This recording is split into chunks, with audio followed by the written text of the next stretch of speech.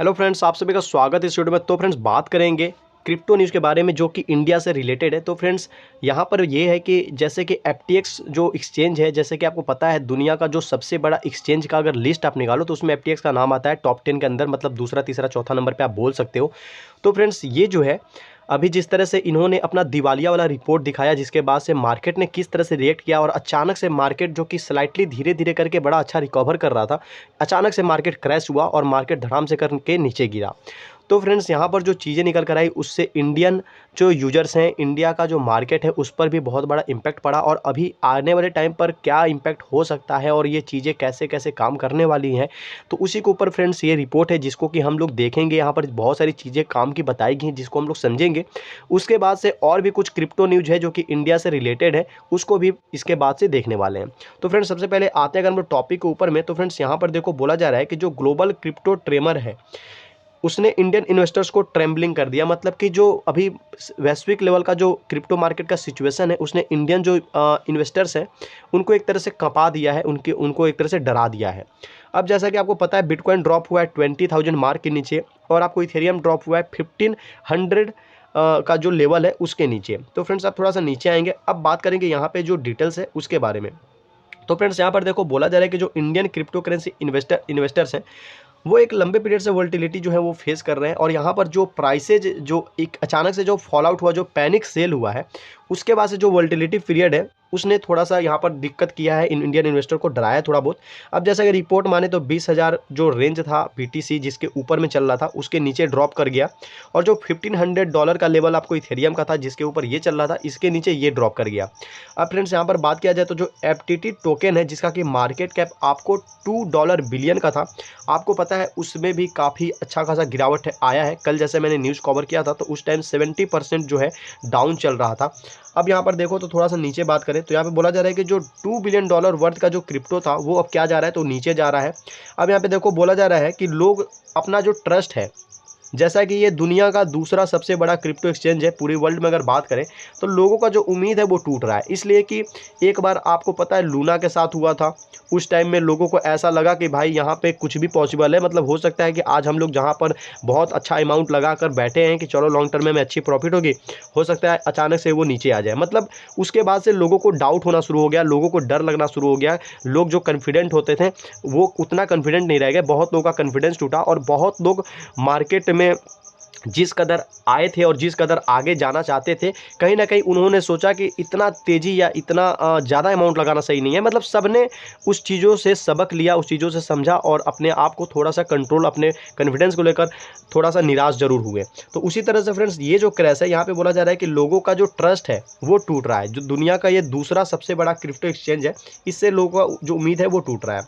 अब यहाँ पे देखो जैसा कि हम लोग बियर मार्केट में पहले से ही हैं, तो यहाँ पर बोला जा रहा है कि जो it's not good timing and now people will be apprehensive towards many exchanges and might question their credibility।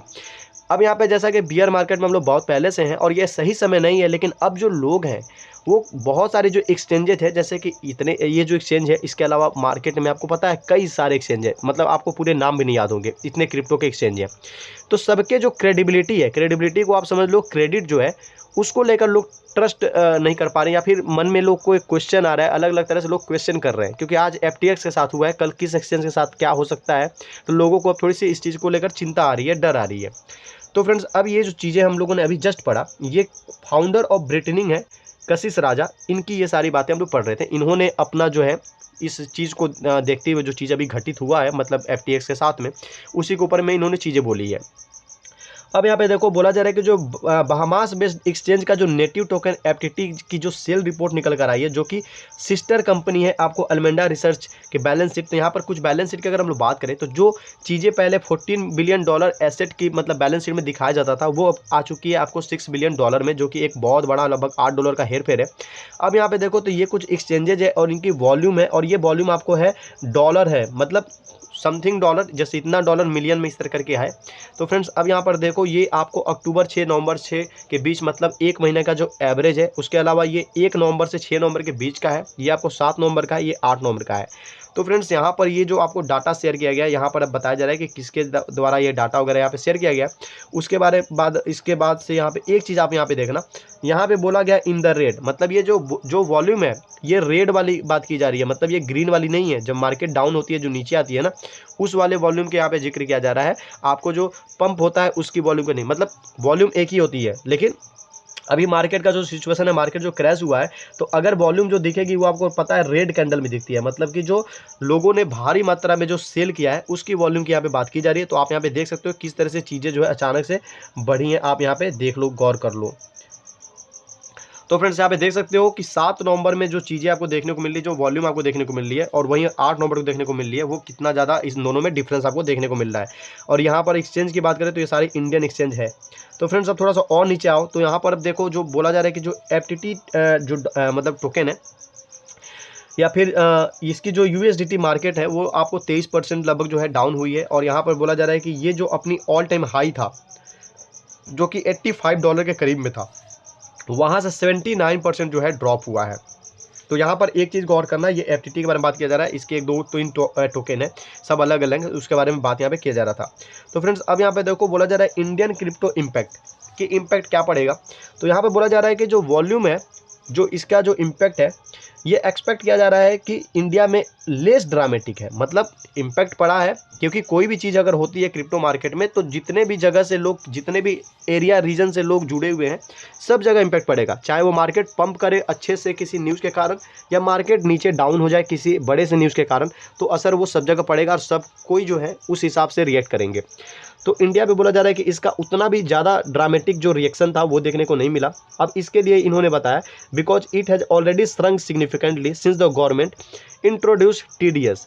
अब यहाँ पे ये कहना है कि इंडिया मार्केट पे अभी जो एफटीएक्स टोकन मतलब एक्सचेंज के साथ हुआ है, उतना ज़्यादा प्रभाव नहीं डाल पाया। इसका कारण ये था कि बहुत महत्वपूर्ण जो सरंग था, जो मार्केट डाउन था इंडिया का, वो उसी टाइम हो चुका था जब इंडियन गवर्नमेंट ने 1 फरवरी के दिन टीडीएस और आपको जो क्रिप्टो गेन के ऊपर प्रॉफिट के ऊपर जो टैक्स होगा, उसके बारे में जब निर्मला सीतारमण जी ने जिक्र किया था, जब ये चीज़ें निकल कर आई थी, उसी टाइम से बहुत सारी वोलेटिलिटी इंडिया में देखने को मिली थी, और उसी टाइम से बहुत सारी जो लोगों का जो दिल था, एक तरह से मान लो, वो टूटा था क्रिप्टो को लेकर।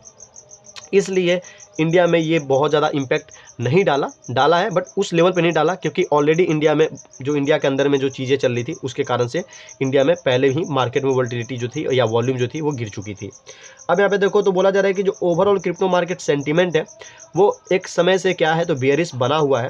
सो there aren't enough volumes as far as Indian exchange are concerned. तो यहाँ पर इसीलिए जो वॉल्यूम है उसमें कुछ खास बदलाव नहीं देखने को मिला, क्योंकि पहले से ही बेयरिश है, और अभी अब थोड़ा बहुत और देखने को यहाँ पे मिल रहा है। तो फ्रेंड्स ये जो चीज़ें थी, ये आपको यहाँ पर शरद चंद्र जो है को फाउंडर है इंडियन ब्लॉकचेन फोरम के, इनके द्वारा ये चीज़ें बताई जा रही है। अब नीचे में फ्रेंड्स यहाँ पे आओगे तो इसी के बारे में और चीज़ें पढ़ने को मिलेगी, जैसा कि मैंने लगभग आपको चीज़ें दी है, मतलब जो चीज़ें थी आपको अच्छे से समझा ही दी है। मेन जो चीज़ें थी उसको हम लोग समझ चुके हैं। अब यहाँ पे देख लो तो यहाँ पर बोला जा रहा है कि Indian exchange will also feel the heat specially the ones that have listed FTT tokens. अब यहाँ पे नीचे अगर बात करें तो यहाँ पे बोला जा रहा है कि 1 से 2 दिन और जो निगेटिव न्यूज़ अगर फ्लो होते हैं या कुछ आते हैं, तो अभी मार्केट में पैनिक अभी थोड़े दिन के लिए और देखने को मिलेगा। जो मार्केट एक बार फिर से पैनिक होकर ट्रिगर हो सकता है अगर कुछ और निगेटिव न्यूज़ आ जाते हैं। मतलब होता क्या है कि मार्केट में अगर कोई बड़ा सा निगेटिव न्यूज़ आया है और फिर से निगेटिव न्यूज़ कुछ आ जाए, फिर से कुछ निगेटिव न्यूज़ आ जाए, मतलब उसके बाद 1-2 और बड़े ही निगेटिव न्यूज़ आ जाए, तो पता है मार्केट तो पहले से टूटा हुआ है, तो उस टाइम उसको और टूटने में ज़रा भी देरी नहीं लगेगी, क्योंकि पहले से ही लोगों की जो सेंटीमेंट है वो मार्केट को लेकर बेयरिश और मार्केट को लेकर एक तरह से सदमे वाली मतलब सिचुएशन बनी हुई है। अब यहाँ पर देखो तो यहाँ पर बोला जा रहा है कि हम लोग पहले से ही जो बेयरिश मार्केट है उसमें बैठे हुए एक लंबे टाइम से। इसमें सबसे ज़्यादा दिक्कत अगर किसी को हुआ है तो वो है आपको जो शॉर्ट टर्म इन्वेस्टर है, मतलब कि जो रिटेल इन्वेस्टर है उनको ज़्यादा दिक्कत हुआ है, शॉर्ट टर्म वाले। लेकिन जो लॉन्ग टर्म इन्वेस्टर है और जो इंस्टीट्यूशनल इन्वेस्टर, जो इंस्टीट्यूशनल मतलब होता है जो बड़े बड़े जो कंपनीज हैं जिन्होंने क्रिप्टो को बाई करके होल्ड करके रखा हुआ है, उनको दिक्कत नहीं, क्योंकि बड़ी कंपनी उनके पास बहुत सारी चीज़ें हैं करने के लिए और उनके पास समय है, वो आराम से रुक सकते हैं। यहाँ तक कि जो बहुत सारे पैसे वाले जो अच्छे मतलब रईस लोग हैं जिनके पास लंबा समय होता है, वो लॉन्ग टर्म के लिए गेम खेलते हैं। दिक्कत आती है उन छोटे इन्वेस्टर्स को, जैसे कि हम लोग हैं, हम लोग थोड़े दिन में थोड़े समय में प्रॉफिट बनाना चाहते हैं, तो हम लोग ट्रैप हो जाते हैं इस तरह के सिचुएशन में। तो अभी भी यहाँ पे कहना है कि 6 से 8 मंथ अभी और लग सकता है चीज़ों को सही होने में। तो फ्रेंड्स चलो अब दूसरे न्यूज़ के बारे में बात करते हैं। ये न्यूज़ अभी बहुत बड़ा था, काफ़ी चीज़ों को मैंने इसमें छोड़ा है और तब जाके मैंने इतने टाइम में इसको कवर किया है। तो फ्रेंड्स यहाँ पर देखो दूसरी अपडेट की बात करें तो KuCoin banks on global strategy to tap into Indian crypto market. तो यहाँ पे बोला जा रहा है कि इंडियन क्रिप्टो मार्केट में टैप करने के मूड में है जो KuCoin बैंक्स हैं या जो CEO हैं आपको KuCoin के।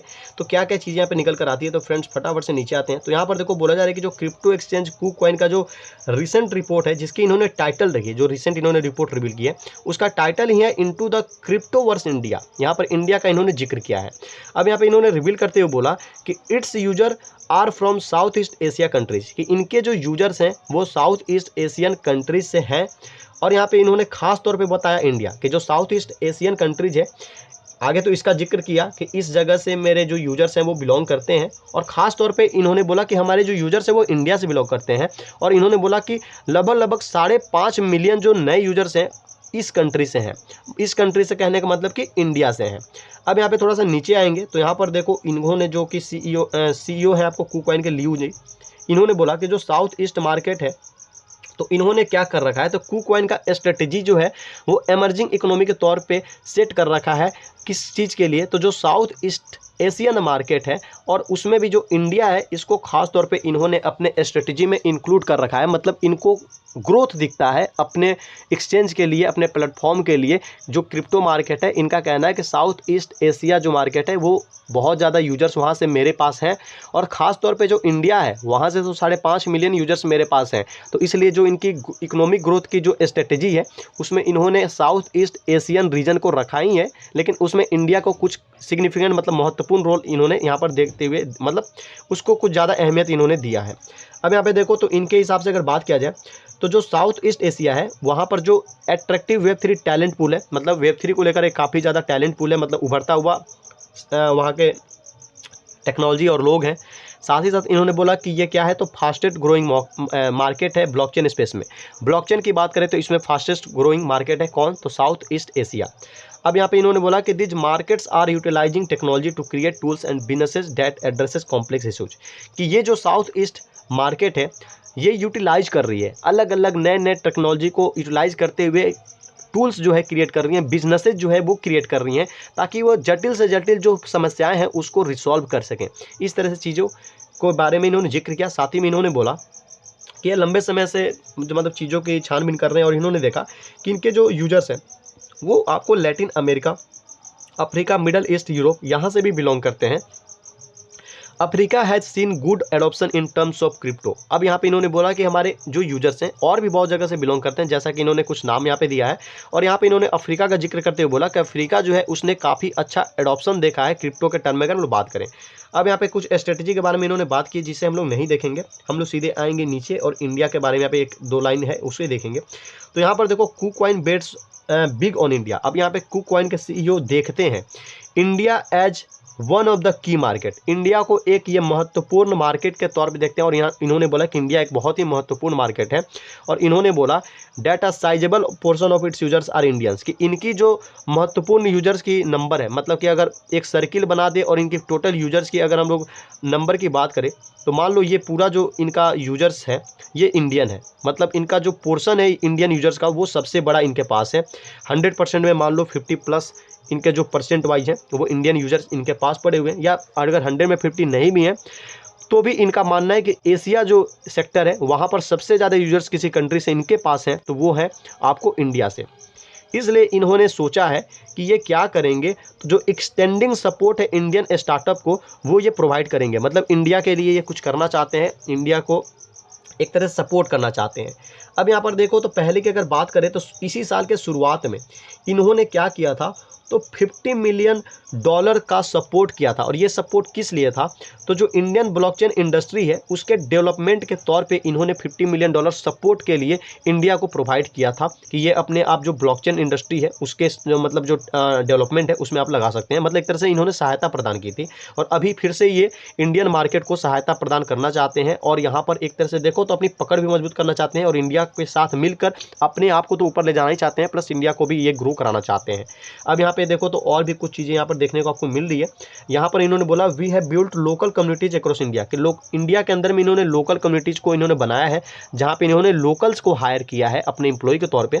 और यहाँ पे इन्होंने बोला कि हम एक्टिवली मतलब एक्टिव तौर पे क्या कर रहे हैं, तो जो रीजनल क्रिप्टो फर्म्स है, मतलब जो इंडिया का जो क्षेत्रीय क्रिप्टो एक्सचेंजेस है, उनके साथ में कोलैबोरेट करके ये वर्क कर रहे हैं, जैसे कि जो बिटबियंस है, और उसी के साथ और भी बहुत सारे प्रोजेक्ट्स हैं जिनके ऊपर में काम कर रहे हैं इंडिया के अंदर में।